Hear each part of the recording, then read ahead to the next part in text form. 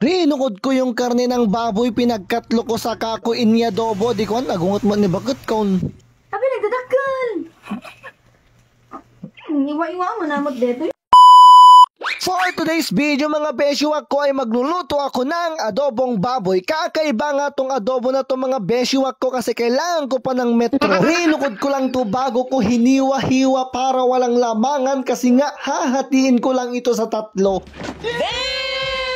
Tatatlo lang kami dito sa bahay, alangan naman na ilakam ko pa yung kismosa naming kapitbahay. Sabi nga nila, it's better to give than to receive, pero mababuso damit iso nga gimot tayumit basit. Ay. Okay, back to the topic na tayo mga besyo ko na hiwa-hiwa ko na to sa tatlo kaya naghanda na ako ng pangrekado. Heto yung bawang para sa chismosa mong kapitbahay na nagmumukang aswang. Habang nagpre-prepare ako, may papaanawa pang ubing dito. At syempre, hindi mawawala ang laso na pagpatangkan ng kargada, pero pag wala kang jowa, ay, magmumuka ka lang kawawa. Ay. Bukod sa ginagawa itong Viagra mga besyo ko, alam nyo ba na pantaboy din ito sa chismosa? Paano? Ibato-bato nyo lang ito sa kanila, panigurado tumalo, di kita ni maldatta. Ay. Gago! Inilagay ko na nga tong bawang tapos napakaraming laso na, ay, panigurado kawawa si bakit mamaya. Nilagyan ko pa ito ng bulong ng bayabas yung nagango para mas malasa. Saka ko linagyan ng pamintang wasak gaya nung grade ko nung high school, puro bagsak. Ay, ano ka mo?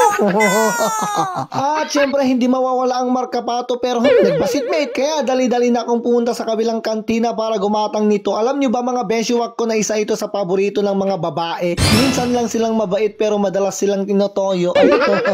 At habang nagluluto ako mga besyo ko, umiinom ako nito. Nabili ko lang ito sa may Bigger View sa tabi ng Locomoco. Abangan nyo yung gagawin kong video nito. At balik na tayo sa aking pangmalakasang adobo kasi nandito na si bakit ko. Tingnan natin kung ano yung reaction nito. Neta, abi nagdadakkel. Abi nagdadakkel. Iwa-iwa mo namot dito yung pinangkit-kit-kitab dinatad-dinatan. Iwaw! Iwaw mo na, iwaw. Naman lang ka na iwaw.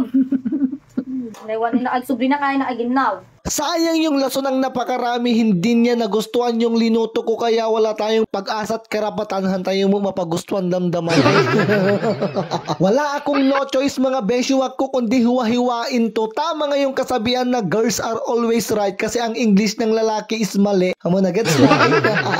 Nakais-slow ka. At habang nagkikirog ako mga besyo ko, mag-shoutout muna tayo. Shoutout kay Insan Nova Lopez at ng kanyang jowa niya. Sila yung nag-sponsor ng karne na to para may content daw tayo. Ay, apakabait.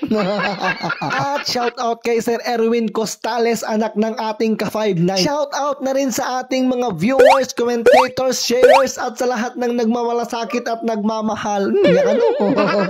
Nga pa yung mga besyo ko mga tayo nagsidatay ti adobo with bagoong and kalamansi na may konting sili tapos meron pa tayong milk tea. Ay, nagsarap. So hanggang dito na lang. Thank you for your love, care and support. Please don't forget to follow, like, and share. This is Rico Arellano aka LCQ na nag-iiwan ng katagang chismosa to the left and chismosa to the right. Kaya palaging mag-ingat kung hindi ka sa kanila mahawa. Panigurado ikaw yung pag-uusapan nila ay babush.